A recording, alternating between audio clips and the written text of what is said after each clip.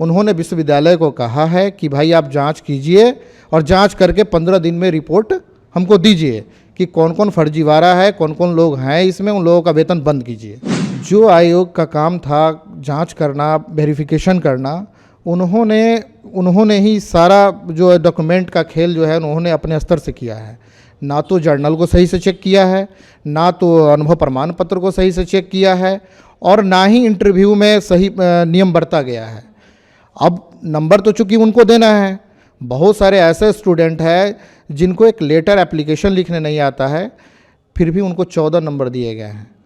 अब बताइए ऐसे लोग अगर आते हैं हायर एजुकेशन में तो क्या पढ़ाएंगे और क्या पढ़ेंगे। हम तो ये कहते हैं कि हाई कोर्ट में बहुत सारे केसेस हैं, वो खारिज हो जाए और हम सुप्रीम कोर्ट तक जाएं, लेकिन किसी एक का करियर बर्बाद होने से यदि 100 आदमी का करियर सही हो जाए तो उस काम को करना बहुत ज़रूरी है।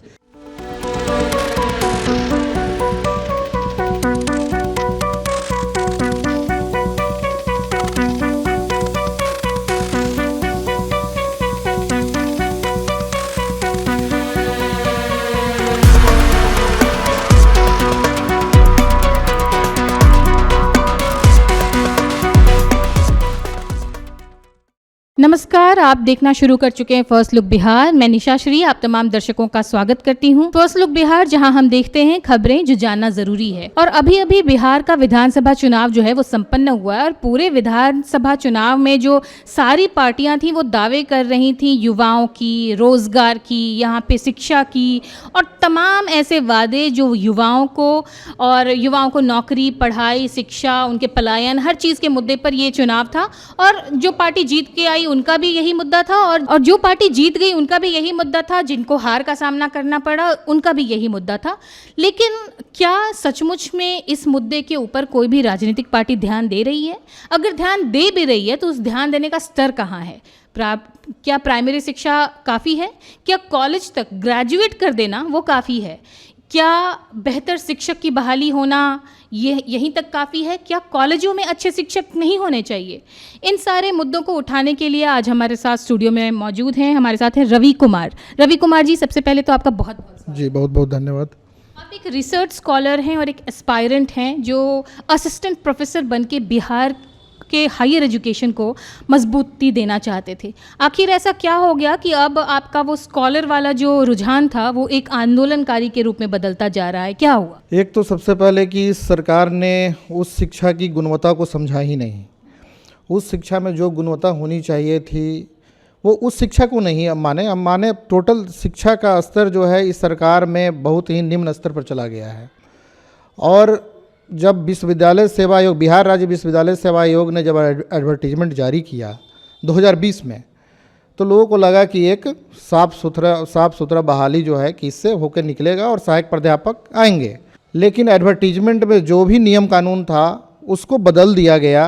अब जैसे उसमें एक अनुभव प्रमाण पत्र था जो मेजर पॉइंट है। अनुभव प्रमाण पत्र को लेकर ये था कि जो कॉलेज सर्विस कमीशन है, यूनिवर्सिटी सिलेक्शन कमेटी है, उससे जो लोग होंगे उनका ही अनुभव प्रमाण पत्र मान्य होगा। लेकिन 2021 में जाके रास बिहारी कमेटी ने उस चीज़ को रखते हुए उन्होंने कहा कि नहीं, एक्सपीरियंस सर्टिफिकेट पे जब तक प्रिंसिपल और रजिस्ट्रार का साइन नहीं होगा तब तक मान्य नहीं होगा। चलिए यहाँ तक तो सही था, लेकिन इसके लिए आयोग ने सपोर्टिंग डॉक्यूमेंट लिया ही नहीं। अब बताइए कि जब हम किसी चीज़ का सपोर्टिंग डॉक्यूमेंट नहीं लेंगे तो फिर कैसे जांच करेंगे कि कौन सही है और कौन गलत? और इस आधार पर सैकड़ों फर्जी लोग इसमें हर एक विषय में नियुक्त होते चले गए, जो आज के दिनों में आयोग के लिए और सरकार के लिए नासूर बनते जा रहा है। आप इकोनॉमिक्स विषय के स्कॉलर हैं और बिहार की अगर इकोनॉमी की बात करें तो ये मुद्दा पता नहीं कितने समय तक राजनीति का विषय बना रहेगा। लेकिन ऐसे में जब इस तरह के जब आप भी यहाँ पे आए, अगर आपने भी सोच लिया होता कि मैं दिल्ली चला जाऊँ, बैंगलोर चला जाऊँ, तो शायद ये मुद्दा कभी सामने नहीं आता। लेकिन जब आप जैसे स्कॉलर इकोनॉमिक्स जैसे विषय में पढ़ाई करके यहाँ पर अपना करियर इस्टेब्लिश करना चाहते हैं और इस तरह के मुद्दे को देखते हैं जिसके ऊपर कोई संज्ञान भी नहीं लेना चाहता, तो फिर आपकी प्रतिक्रिया क्या होती है? बिहार की ऐसी स्थिति, हायर एजुकेशन के प्रति इतना नरम व्यवहार, ये आपको कैसा एक रिजल्ट, कैसा रिफ्लेक्शन आपके सामने लेके? देखिए, हमको अगर बिहार को अच्छा बनाना है तो शिक्षा के स्तर को भी अच्छा रखना पड़ेगा। इसके लिए सरकार को चाक चौबंद व्यवस्था करनी ही पड़ेगी। हम लोग काफ़ी धैर्य के साथ इसमें आगे बढ़ रहे हैं।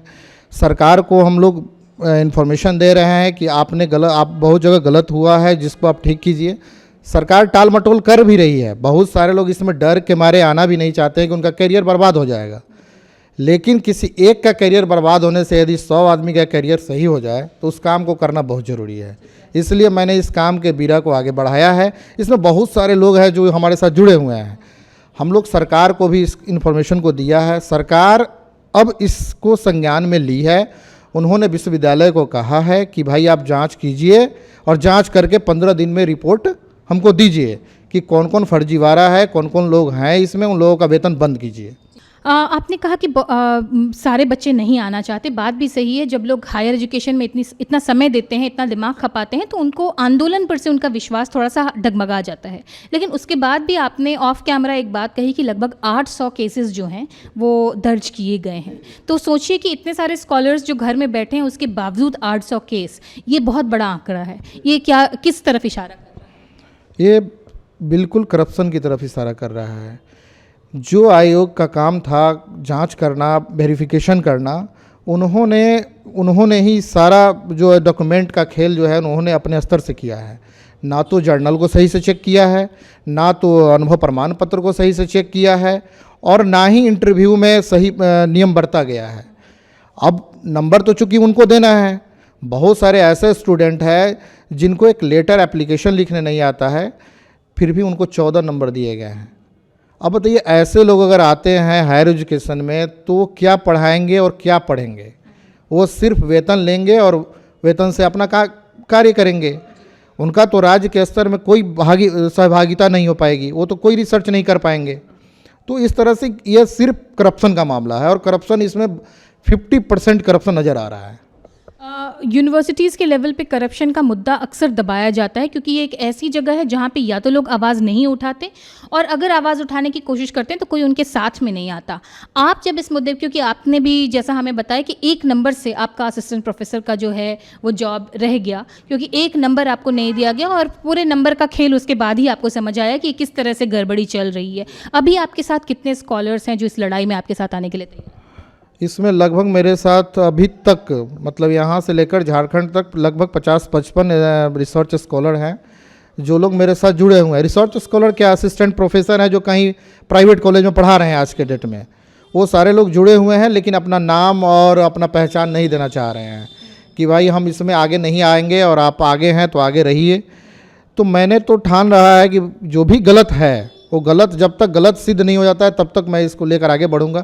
नौकरी मेरी हो या ना हो, अब कोई मतलब मेरी नहीं रखता। अब आप तो अपनी नौकरी को सैक्रिफाइस कर लेंगे, लेकिन जिन लोगों का जिनकी बहाली हो गई है गलत तरीके से, जो आपने कहा कि वो गलत अनुभव प्रमाण पत्र लेकर के आए हैं और उस नाते उनको अब नौकरी मिल गई है, वो सरकारी सैलरी उठा रहे हैं, वो भी तो फिर आपके विरोध में हो जाएंगे। विरोध में बहुत सारे लोग हैं, पहले से भी हैं और आज तो है ही। अब ये चूँकि पहले जिला स्तर पे होती थी, अब ये राज्य स्तर पे विरोध होंगे।